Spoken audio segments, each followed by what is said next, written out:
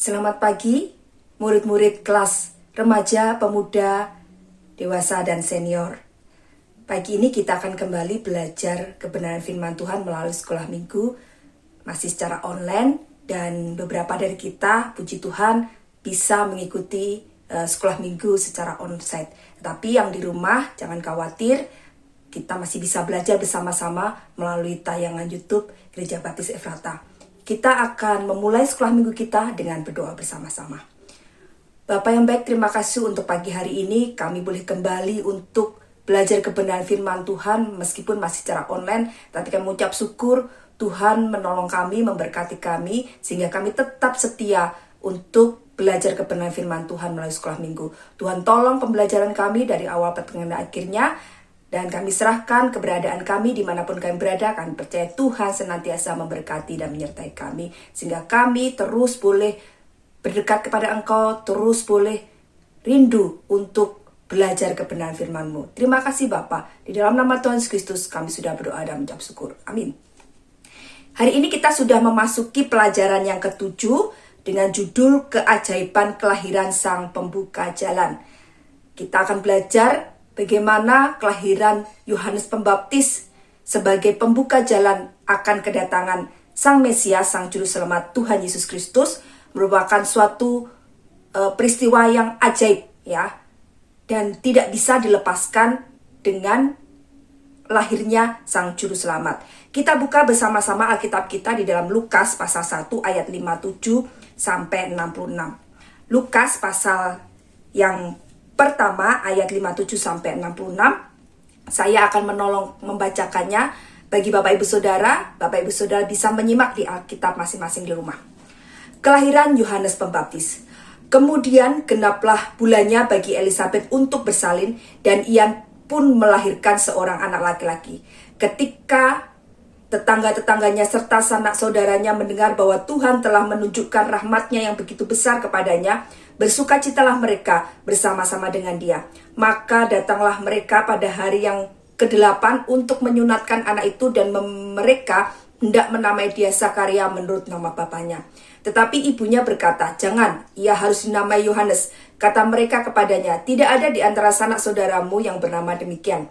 Lalu mereka memberi isyarat kepada bapaknya untuk bertanya nama apa yang hendak diberikannya kepada anaknya itu. Ia meminta batu tulis selalu menuliskan kata-kata ini. Namanya adalah Yohanes, dan mereka pun heran semuanya. Dan seketika itu juga terbukalah mulutnya dan terlepaslah lidahnya. Lalu ia berkata-kata dan memuji Allah. Maka ketakutanlah semua orang yang tinggal di sekitarnya, dan segala peristiwa itu menjadi buah tutur di seluruh pegunungan Yudea. Dan semua orang yang mendengarnya merenungkannya dan berkata, "Menjadi apakah anak ini nanti, sebab tangan Tuhan menyertai dia."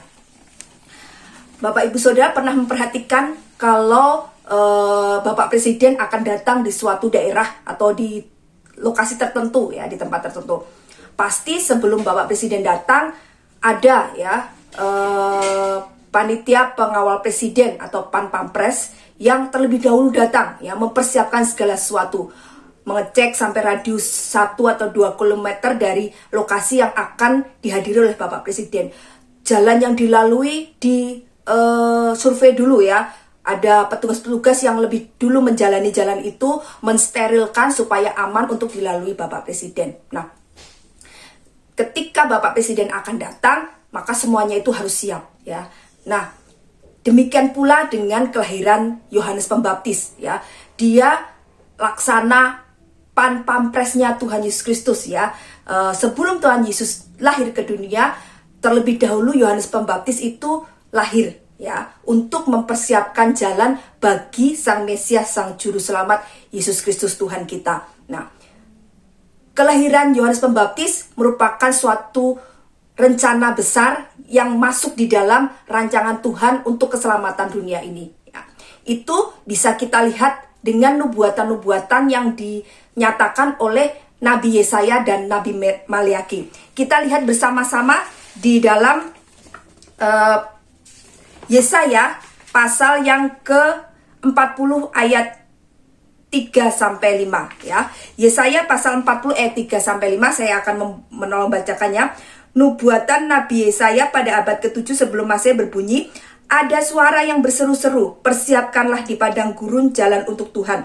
Luruskanlah di padang belantara jalan raya bagi Allah kita. Setiap lembah harus ditutup dan setiap gunung dan bukit diratakan. Tanah yang berbukit-bukit harus menjadi tanah yang rata. Dan tanah yang berlekuk-lekuk menjadi dataran. Maka kemuliaan Tuhan akan dinyatakan dan seluruh umat manusia akan melihatnya bersama-sama. Sungguh Tuhan sendiri telah menyatakannya.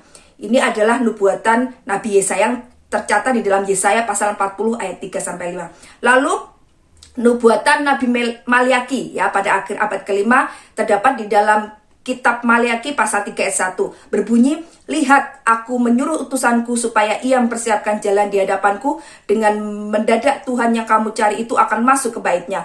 Malaikat perjanjian yang kamu kendaki itu sesungguhnya ia datang, firman Tuhan semesta alam. Jadi kelahiran Yohanes Pembaptis sudah dinubuatkan oleh Nabi Yesaya dan Nabi Maliaki sebagai suatu rancangan Allah yang besar ya, untuk mempersiapkan kedatangan sang juru selamat dunia, yaitu Yesus Kristus Tuhan ya. Yohanes Pembaptis lahir untuk mempersiapkan jalan, untuk menyiapkan segala sesuatunya supaya manusia mendapat kesaksian di dalam diri mereka ya, dari apa yang diserukan oleh Yohanes Pembaptis, bahwa akan datang seorang juru selamat dunia yang akan menyelamatkan dan menebus dosa-dosa manusia, membawa pembebasan dari hukuman maut ya. Itu sebagai tugas Yohanes Pembaptis. Sehingga ketika Tuhan Yesus datang ke dunia, lahir di dunia, orang bisa mendapat kesaksian dari Yohanes Pembaptis dan mengetahui bahwa Yesus Kristuslah benar sang Mesias, sang juru selamat dunia yang akan menebus umatnya dari dosa-dosanya. Nah, kelahiran Yohanes Pembaptis juga merupakan suatu peristiwa yang ajaib di dalam kehidupan bangsa Yahudi pada saat itu ya. Karena kita tahu bahwa Zakaria dan Elisabet sudah tua, dan Elisabet merupakan wanita mandul yang tidak mungkin bisa mengandung dan melahirkan anak. Tetapi Tuhan ingin memperlihatkan kepada manusia bahwa Tuhan adalah Tuhan yang besar. Tuhan adalah Tuhan yang ajaib, yang mampu melakukan segala hal jika itu sudah kehendaknya, jika itu sudah rencananya dan harus digenapi dan harus dinyatakan buat manusia, maka ketidakmustahilan terjadi ya, melampaui segala apa yang tidak dipikirkan oleh manusia. Itulah Tuhan kita. Oleh karena itu kelahiran Yohanes Pembaptis ada dalam peristiwa yang mustahil bagi manusia untuk menyatakan kebesaran Tuhan ya. Ketika Tuhan bisa membuat seseorang yang mandul mengandung dan memiliki anak ya, terlebih lagi dia akan sanggup memberikan seorang juru selamat bagi manusia ini ya. Jadi jika Tuhan sudah berkehendak, Tuhan sudah berencana, maka tidak ada seorang pun yang bisa mengubah rencana Tuhan bagi dunia ini. Semuanya terjadi sesuai dengan apa yang sudah Dia rencanakan ya. Nubuatan-nubuatannya terjadi, semuanya digenapi di dalam Yohanes Pembaptis dan Tuhan Yesus Kristus ya. Kita akan baca bersama-sama di dalam ayat 65 dan 66 tadi bahwa ada hal-hal yang menyatakan bahwa benar sang pembuka jalan Yohanes Pembaptis lahir sebagai bayi ajaib ya. 65 dan 66 saya akan membacakannya. Maka ketakutanlah semua orang yang tinggal di sekitarnya, dan segala peristiwa itu menjadi buah tutur di seluruh pegunungan Yudea. Dan semua orang yang mendengarnya merenungkannya dan berkata, menjadi apakah anak ini nanti, sebab tangan Tuhan menyertai dia. Orang-orang takjub, orang-orang heran oleh karena kelahiran Yohanes Pembaptis. Apa yang membuat keheranan dan ketakjuban orang-orang ketika Yohanes Pembaptis lahir di dunia ini ya? Ada beberapa bagian yang bisa kita lihat dari ayat-ayat kita baca tadi, bahwa itulah yang membuat bisa dikatakan Yohanes Pembaptis sebagai bayi ajaib, karena ada fenomena-fenomena yang di luar pikiran manusia, yang di luar kemampuan manusia, ya, di luar prediksi manusia, tetapi semuanya itu terjadi oleh karena Tuhan, ya. Beberapa hal yang menyebut bahwa keajaiban dalam kelahiran Yohanes Pembaptis adalah: satu, kelahiran Yohanes Pembaptis telah dinubuatkan Nabi Yesaya dan Nabi Maleaki, ya. Selain kelahiran Tuhan Yesus yang sudah dinubuatkan oleh nabi-nabi, ternyata kelahiran Yohanes Pembaptis juga dinubuatkan oleh para nabi. Nah, lalu yang kedua, kelahiran Yohanes Pembaptis sesuai janji Tuhan sebagai jawaban doa kepada Zakaria dan Elisabet, ya. Bertahun-tahun Zakaria dan Elisabet berdoa untuk seorang anak, meskipun di dalam keadaannya yang mustahil untuk mempunyai anak, ya. Mereka sudah dalam usia yang tidak muda lagi, lalu mereka juga tahu bahwa Elisabet mandul dan tidak mungkin memiliki anak, tetapi mereka percaya bahwa Tuhan akan memberikan yang terbaik di dalam kehidupan mereka. Dan benar, doa-doa mereka dijawab oleh Tuhan. Lalu Yohanes Pembaptis lahir dari pasangan yang sudah tua, bahkan Elisabet disebut mandul. Yang keempat, 1 tahun sebelum kelahirannya, Tuhan melalui malaikat telah memberitahukan bahwa Elisabet akan melahirkan seorang anak laki-laki. Dan demikian terjadi. Kelima, Zakaria karena tidak percaya kepada janji Tuhan yang disampaikan malaikat Gabriel, ditegur sehingga menjadi bisu, ya.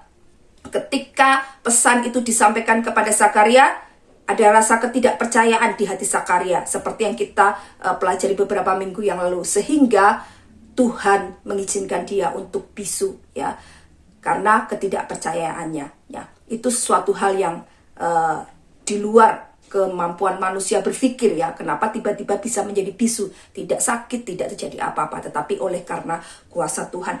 Nah, lalu yang selanjutnya, nama Yohanes bukan nama mengikuti tradisi pemberian nama, melainkan nama yang diberikan Tuhan.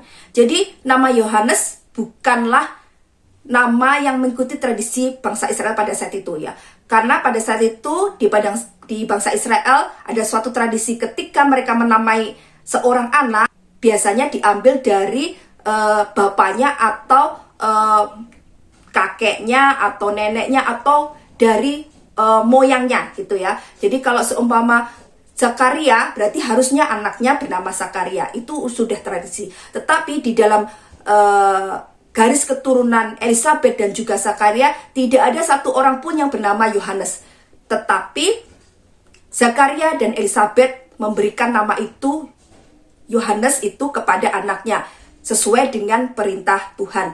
Nah, itulah yang terjadi, ya. Lalu yang selanjutnya, ketika Zakaria taat memberikan nama Yohanes, maka ia kembali bisa berbicara dan memuliakan Tuhan.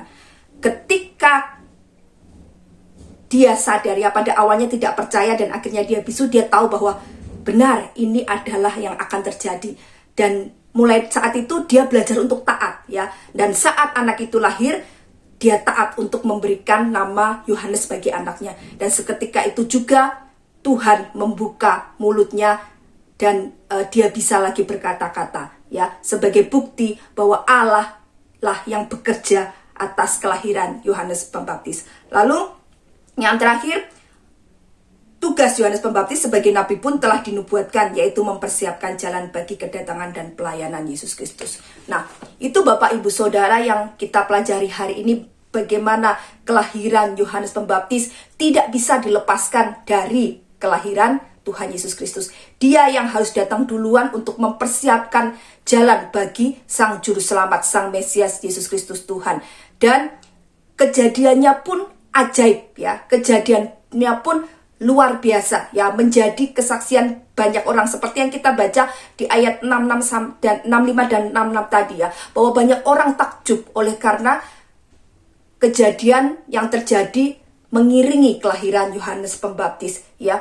Dan itu menjadi buah bibir bagi banyak orang, menjadi kesaksian bagi banyak orang bahwa Allah yang luar biasa menyertai dan memberkati Yohanes Pembaptis, ya, sehingga dia menjadi nabi yang besar yang mempersiapkan jalan bagi Sang Juru Selamat Yesus Kristus Tuhan.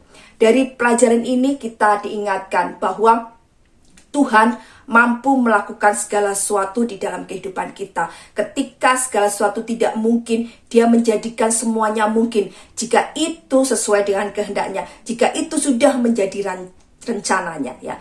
Bapak Ibu Saudara tidak perlu khawatir ketika kita sedang menghadapi pergumulan, ketika kita sedang menghadapi permasalahan, seakan-akan tidak ada jalan keluar, seakan-akan tidak ada jawaban. Bawa semuanya kepada Tuhan, bergumul terus bersama Tuhan, dan Tuhan akan menunjukkan rencana yang indah bagi Bapak Ibu Saudara dan saya.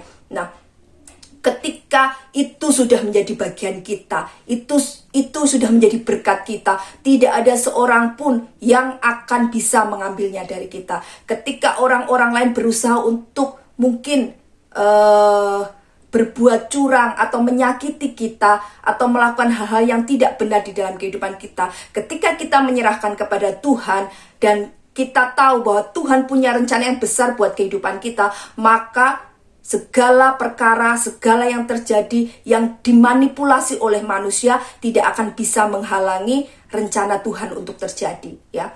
Karena Tuhan kita maha besar, Tuhan kita memiliki kuasa yang lebih daripada yang ada di dunia ini. Ia mampu melakukan segala sesuatu sesuai dengan apa yang Dia kehendaki, sesuai dengan apa yang Dia rancangkan di dalam kehidupan kita. Bagian kita adalah taat seperti Zakaria, ya, yang pada akhirnya taat, ya. Pada awalnya dia tidak percaya, ya. Jangan kita seperti Zakaria, ya. Pada awalnya tidak percaya, tidak taat, ya. Tetapi puji Tuhan, dengan peristiwa yang terjadi, Zakaria menyadari kesalahannya dan dia menjadi percaya dan taat kepada Tuhan. Nah, tetapi lebih baik bagi kita ketika Tuhan berfirman di dalam kehidupan kita, Tuhan menyatakan rencananya, rancangannya, mari kita percaya, mari kita taat kepadanya, sehingga kita bisa melihat bagaimana tangan Tuhan yang besar itu bekerja di dalam kehidupan kita. Kita bisa melihat keajaiban-keajaiban yang diberikan Tuhan di dalam kehidupan kita. Itu yang bisa kita lakukan, ya, bagian kita, yaitu percaya dan taat.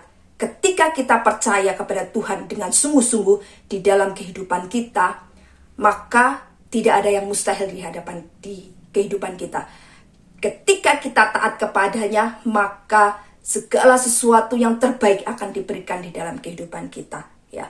Itu yang bisa kita pelajari pada hari ini. Jadi Bapak Ibu Saudara, apapun yang sekarang Bapak Ibu Saudara hadapi, baik itu sakit penyakit, baik itu masalah perekonomian, masalah keluarga, masalah dengan teman-teman, dengan rekan kerja di dalam pekerjaan, atau masalah studi, masa depan bagi yang muda, masa depan pasangan hidup, sampai saat ini mungkin belum terbayangkan, ya. Dengan siapa saya harus menikah? Saya nanti bekerja apa? Saya nanti harus seperti apa di masa depan? Ingat, yang kita lakukan hanyalah percaya dan taat kepada Dia. Kita serahkan semuanya kepada Dia. Kita percaya dan taat, maka Tuhan akan menunjukkan jalan kita satu persatu. Seperti apa yang dilakukan Allah kepada Elisabet dan Zakaria, ya. Ketika mereka menyerahkan semuanya kepada Tuhan dan mereka percaya dan taat kepada Tuhan, Tuhan tunjukkan jalannya satu persatu. Bagaimana Tuhan menggenapi di dalam kehidupan Zakaria dan Elisabet, semuanya tidak langsung bleng gitu, ya, tidak semuanya, tidak, tapi digenapi dan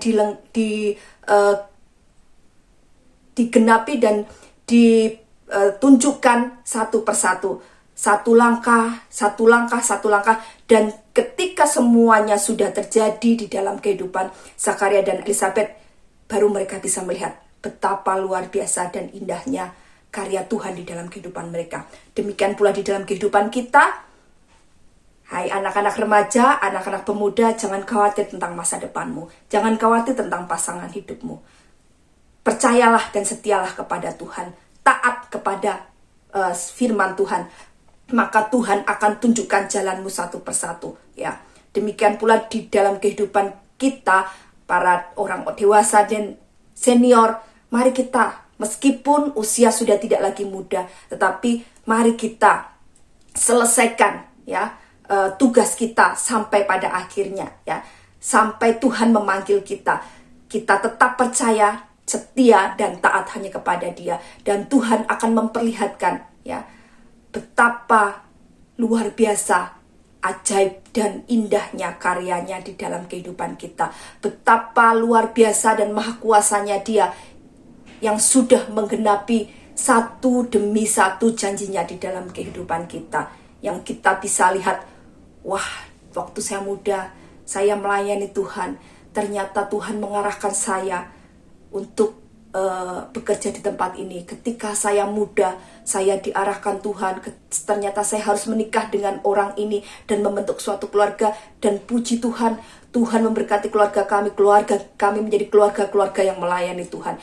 Itu yang terjadi di dalam kehidupan setiap orang yang percaya dan taat kepada Tuhan. Mari Bapak Ibu Saudara terus percaya dan taat kepada Tuhan kita, Yesus Kristus. Karena rencananya indah, berkatnya melimpah di dalam kehidupan kita, dan segala sesuatu yang sudah direncanakan bagi kita tidak ada yang mustahil dan tidak akan pernah gagal. Amin. Mari kita akan berdoa bersama-sama. Bapak, terima kasih untuk hari ini kami boleh belajar dari kelahiran Yohanes Pembaptis yang terjadi begitu ajaib. Kami percaya bahwa keajaiban itu terjadi di dalam kehidupan kami juga ketika kami percaya dan taat kepada Engkau. Dan kami percaya Tuhan juga akan memakai kami seperti Tuhan memakai Yohanes Pembaptis untuk memuliakan nama-Mu, untuk mengembangkan pekerjaan Tuhan di gereja kami. Kami serahkan semuanya ke tangan kuasa-Mu Tuhan. Jikalau saat ini kami ada yang berbeban berat, kami ada yang bergumul dengan sakit penyakit, dengan permasalahan perekonomian, dengan permasalahan pekerjaan, masa depan, dan juga pasangan hidup. Apapun yang menjadi pergumulan kami mau serahkan semuanya kepada Tuhan. Kami mau percaya dan taat hanya kepada Engkau. Dan kami percaya ketika kami taat kepada Engkau, kami menunggu jawaban Tuhan, maka Tuhan akan mengatur langkah kami. Hari demi hari Tuhan akan genapi satu persatu apa yang Tuhan janjikan di dalam kehidupan kami. Dan semuanya terjadi sesuai dengan rencana dan kehendak Tuhan. Dan semuanya itu indah bagi kehidupan kami. Terima kasih Bapak, terima kasih untuk hari ini. Kami mengucap syukur Tuhan memberkati kami dengan firman Tuhan yang luar biasa. Ampuni segala dosa kesalahan kami. Di dalam nama Tuhan Yesus Kristus kami sudah berdoa dan mengucap syukur. Amin. Selamat pagi, Tuhan Yesus memberkati.